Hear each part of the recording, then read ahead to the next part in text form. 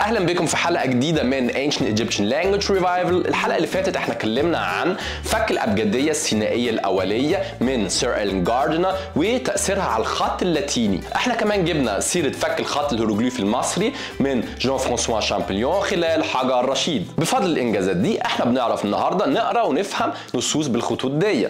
السؤال هنا دلوقتي، هل واحد لازم يبقى دايما حظه حلو ويلاقي حجر زي حجر رشيد او اثار زي في سرابيط الخادم عشان يفك نص وخط ولغه جداد؟ لاجابه السؤال ده انا عايز اكلمكم عن فك الكتابه المسماريه. الكتابة المسمارية هي كتابة قديمة شعوب كتيرة في الشرق الأوسط بلغات مختلفة من أسر لغات مختلفة كانوا بيستعملوها.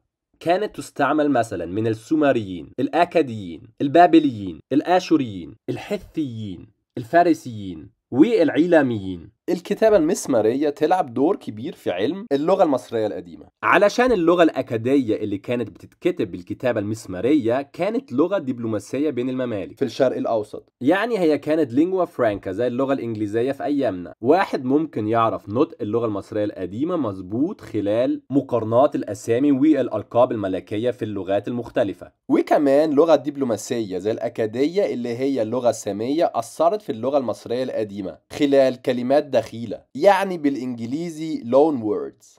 خلينا نشوف مع بعض إزاي رموز الكتابة المسمارية اتفكت. مع رناو نجح العالم الألماني جيورغ فريدريخ جروتفند في فك رموز الكتابة المسمارية الفارسية خلال مقارنات الأسامي الملكية وأشجار العائلات. اللغة الفارسية القديمة كانت لغة معروفة عشان اللغة الفارسية لغة حية. جروتفند ركز على نسخ من العالم كاست نيبور اللي اسمهم نيبور انسكريبشنز. أسامي ملوك الفارسيين كانت معروفة من مخطوطات وتاريخ اليونانيين. جروتفند كان عارف إن أسامي الملوك كانت دايما مرتبطة بأسامي الآباء. فريدريخ مونتا اللي عرف إن الرموز المتعادة دي معناها ملك. جروتفند بص على طول الرموز وقارنهم بأسامي وترتيب أسامي ملوك الفارسيين اللي معروفين من التاريخ اليوناني. هو لقى إن في النص في أسامي أشخاص مش مكتوب قبلها لقب ملك قبل الاسم. من التاريخ كان معروف إن ملكين ما ورثوش الملك لكن وصلوا للملك خلال ثورات، وهما داريوس الأول داريوس the Great وكورش الكبير سايروس the Great. أسامي الآباء والأبناء كانت مهمة لتحديد الملك اللي النص بيتكلم عنه. والد داريوس كان هيستسبيز وابنه كان خشيرشا بالإنجليزي كسيركسيز، بينما والد كورش الكبير كان كامبيزوس الأول وابنه كان كامبيزوس الثاني. داخل النص اسم الأب والابن يحملوا رموز مختلفة. علشان كده جروتفند افترض بشكل صحيح إن النص عن الملك داريوس. جروتفند سوى الرموز دي بداريوس، الرموز دي بخشيرشا، والرموز دي بهستسبيس. وبالطريقة دي جروتفند عرف صوت 8 رموز. فك رموز الخط المسماري باللغة الفارسية القديمة هي مثل لفك نظام كتابة واحد عارف لغتها لكن الرموز اللي واحد مش عارف يقراها. شبه كده فك رموز الهيروغليفية المصرية. اللغة القبطية كانت معروفة كآخر مرحلة للغة المصرية القديمة، لكن واحد ما كانش يعرف يقرا ولا الخط الهيروغليفي ولا الخط الديموتيكي. تم فك الخط الهيروغليفي والديموتيكي خلال حجر رشيد اللي عليه نص ب3 خطوط. فك رموز الكتابة المسمارية يوري إن واحد مش لازم دايما يحتاج حجر رشيد لفك نظام خط مجهول، لكن إن واحد ممكن يفك خط مجهول بمعرفة ثقافية وتاريخية بين الحضارات. ده كان برضو الحال في فك الأبجدية السينائية الأولية زي ما شفنا في حلقة 8. زي ما قلنا في الأول الكتابة المسمارية كانت تستعمل للغات كتيرة، وزي في حال الخط الهيروغليفي المصري واحد كان محظوظ إن يلاقي نقش قديم بلغات مختلفة. في حال الكتابة المسمارية فكان نقش بهستون هو اللي يحتوي نص ب3 لغات بالخط المسماري. اللغة الفارسية القديمة اللي هي بتتحسب من اللغات الهندية الأوروبية يعني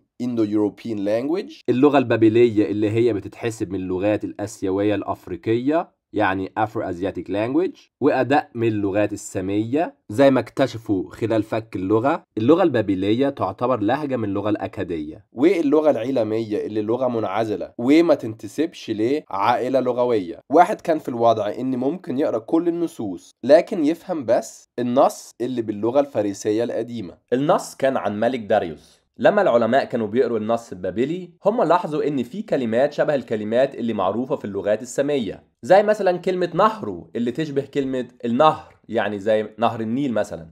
وخلال تصنيف اللغة البابلية في عائلة لغة، واحد كان ممكن يستخلص قوانين وكلمات اللغة البابلية خلال اللغات السامية الحية. كتير ينسبوا فك اللغة البابلية لسير هنري رولينز اللي ترجم النص الفارسي من بهستون، لكن اللي فعلا فك اللغة البابلية هو إدوارد هينكس، اللي أصلا كان عايز يفك الخط الهيروغليفي المصري قبل شامبليون، واهتم باللغة البابلية عشان كان فاكر إن اللغة البابلية كانت ممكن تساعده في فك الخط الهيروغليفي المصري. كمان اللغة العيلامية اتفكت بنصوص مكتوبة بلغات مختلفة، يعني bi and trilingual texts. احنا كده شفنا ان واحد ممكن يفك نص غير معروف بطريقة منطقية باستخدام معرفة تاريخية بين الثقافات، زي في فك الخط المسماري الفارسي والأبجدية السينائية الأولية. اللغة الفارسية القديمة واللغات السامية كانوا معروفين. طريقة تانية لفك نص غير معروف هي خلال نصوص مكتوبة بلغات مختلفة، يعني خلال bi and trilingual text زي في فك الخط الهيروغليفي، اللغة البابلية واللغة العيلامية. طب لو واحد حظه وحش وما عندوش نص مكتوب بلغات مختلفة وما يعرفش ايه اللغة اللي النص مكتوب بيه اصلا، لكن يعرف بس صوت الرموز المكتوب في النص، هل فك نص زي ده مستحيل؟ انا عايز دلوقتي اكلمكم عن فك اللغة الحثية، يعني لغة الحثيين اللي هما بالانجليزي The Hittites. بعد فك الخط المسماري واحد كان ممكن يقرا نصوص الحثيين لكن ما يفهمهاش. اللي فك لغة الحثيين هو العالم التشيكي بدريخ روزني، بس مش بنص موجود بلغات مختلفة لكن بالطريقة دي.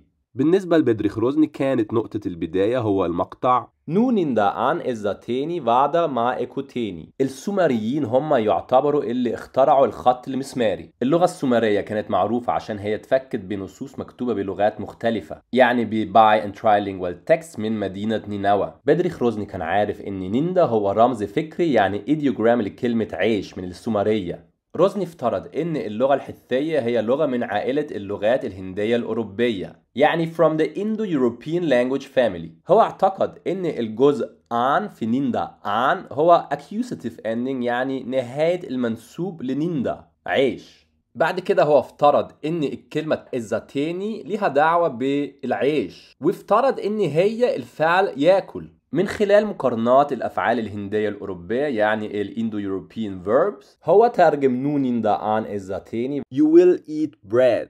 روزني لاحظ إن كلمة فادا شبه الكلمة الإنجليزية water والكلمة الألمانية Wasser. آخر كلمة في الجملة التانية إيكوتيني شبه الكلمة اللاتينية aqua اللي هي مية باللاتيني. هو ترجم الجملة دي You will drink water. بالطريقة الذكية جدا دي روزني عرف يفهم نصوص ونحو الحثيين. إنجاز فظيع جدا إن روزني عرف يحيي لغة بحالها غير معروفة بكلمة واحدة معروفة من لغة تانية اللي هي نيندا. طب ايه الوضع النهارده؟ هل في لغات ونصوص لحد دلوقتي محدش عارف يفكها؟ احنا هنهتم بالسؤال ده في الحلقة الجاية. وجاي